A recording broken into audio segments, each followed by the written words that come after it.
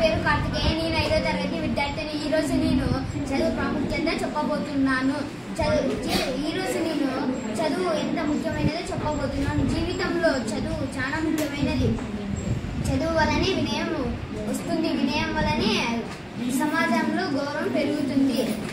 విద్యా వినయ గౌరవం వల్లనే మంచి ఉద్యోగం వస్తుంది.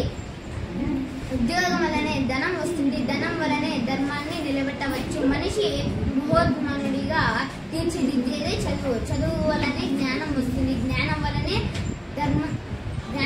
గౌరవం వస్తుంది. ధనం దొంగలు ఎత్తుకపోతారు. అన్నతమ్ములు పంచుకుంటారు, వాటాలు అడుగుతారు. కానీ చదువుని కానీ దాని వల్ల వచ్చే జ్ఞానాన్ని ఎవరు ఎత్తుకపోలేరు, పంచుకోలేరు, వాటాలు అడగలేరు. కావున ధనం కంటే విలువైనది చదువు. ధన్యవాదాలు.